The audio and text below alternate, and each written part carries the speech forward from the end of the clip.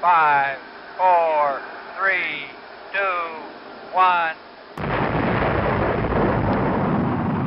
Hey guys, welcome back to the channel. Full House MMA. Just a quick fight recap for UFC 272. This was a banger. We had Kevin Holland's first appearance at welterweight last night against Alex Cowboy Oliveira, and Kevin Holland looked great. There were a couple of times there in the first round where I wasn't sure. You know, Kevin Holland's a pretty big guy, so I knew he had to be cutting a decent amount of weight to get down to the 170 mark, but he looked great at 170. And then on into round two, he caught Oliveira with a good right hand that sat him down. Kevin Holland went, finished him off on the ground and pound, and it was a wrap from there.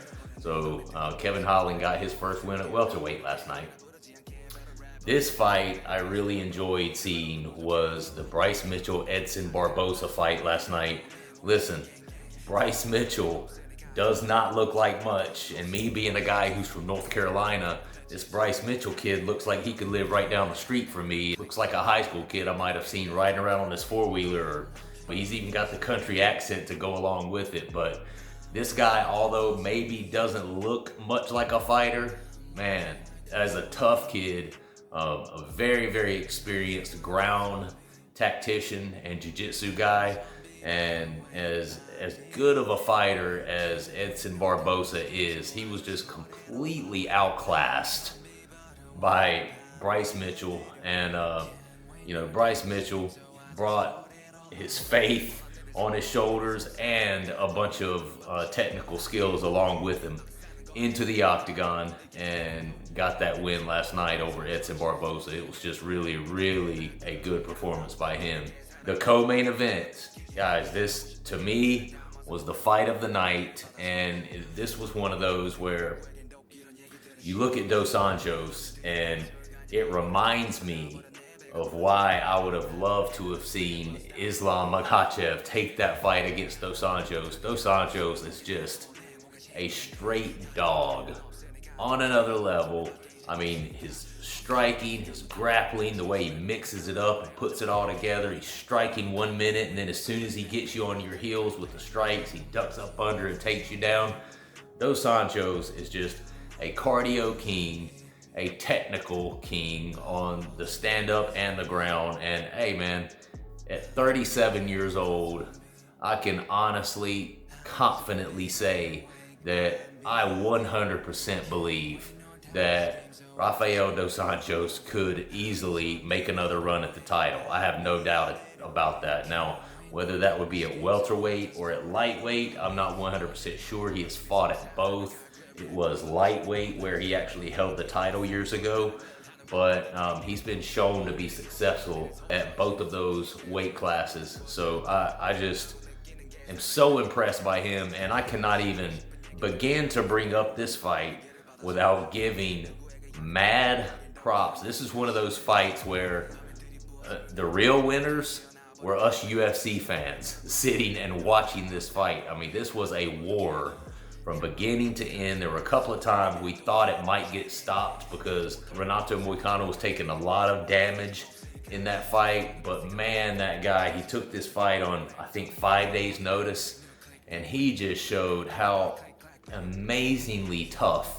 I just cannot say enough. It's one of those things where he lost the fight, Moicano lost the fight, but he's not a loser, man, because that guy's stock, there's no way that his stock did not increase, even in spite of, some of the damage that he took last night.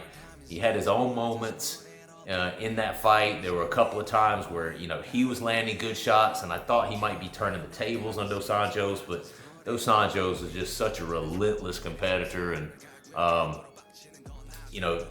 just has no quit and no slowdown in him at all. Big, huge props to Moicano for taking that fight on 5 days notice and making that such a competitive match against a very, very tough Rafael DosAnjos. And that, to me, that was my fight of the night. I don't know about you guys, but I could watch that one 10 times over again, man. That was just an amazing back and forth battle. Moving on to the main event. You can call me Mystic Mac, guys, because I predict these things. I said that Colby was going to win this fight via his grappling via his wrestling dominance, and that it would probably be a unanimous decision. I was right about all of those things. Now, we have to give Masvidal his props here. He was out grappled, he was out wrestled, that's for certain.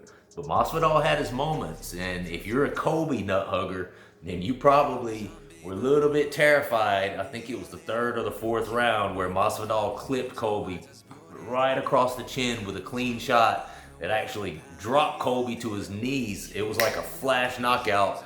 You know, Kobe's got a great chin, so he went down and popped right back up and smiled on the way up, and then they just kept right on going. But that was a, you know, heart-stopping moment there if you were a Kobe fan, because it looked like Masvidal really had Kobe hurt there for a minute. But Kobe landed some good strikes on the feet. It was a back and forth. You know, Masvidal had his moments as well in that fight, but all in all, ultimately, it was the grappling, the wrestling dominant game of Colby Covington that ended up getting this done. You know, by the time the third and then the fourth round rolled around, you know, Colby had all this control time, had Masvidal pushed up against the fence, beating on him, hitting on him. You know, it was one of those things when Masvidal did finally get back to his feet. He just wasn't much the same fighter. You could tell he was tired, somewhat lethargic, and his muscles had filled up with blood. I called this, and I just want you guys to know something. So I'm one of those guys that I am a true, long-time, hardcore MMA fan. I'm talking about since 1993 I've been watching MMA. I'm one of those guys that I don't have a favorite fighter. I have certain fighters that I really do enjoy watching more so than others, but when I pick these fights on my channel via Full House MMA, I'm not picking as though, hey, I want this guy to win, so I'm picking him. I want that guy to win, so I'm gonna pick him. I'm picking based on my experience of MMA and my knowledge of MMA, who I think is going to get it done. I'm not picking based on who I want to get it done. I'm picking based on who I think is going to get it done. That's why I picked Colby. It's one of those things, if Masvidal would have won the fight, I would not have been mad. I would not have been upset. I would have been okay with either one of these guys winning it. But it was, in fact, Colby that got it done, and I'm just saying, God, I mean, you know, I pretty much picked it to a T. Let me practice some humility here. So anyway, this was a great card. I hope you guys got a chance to watch it as well. And Khabib got elected into the Hall of Fame last night. Go check out my short videos. I've got a quick clip on that with him, you know, giving the boss man Dana White a big hug, and that was a pretty emotional moment. You know, Khabib is such a huge star, one of the biggest, best competitors of UFC history. I did catch that moment on a short video, so go check that out. Subscribe if you enjoy the content. I appreciate you guys watching the channel, and we'll see you next time.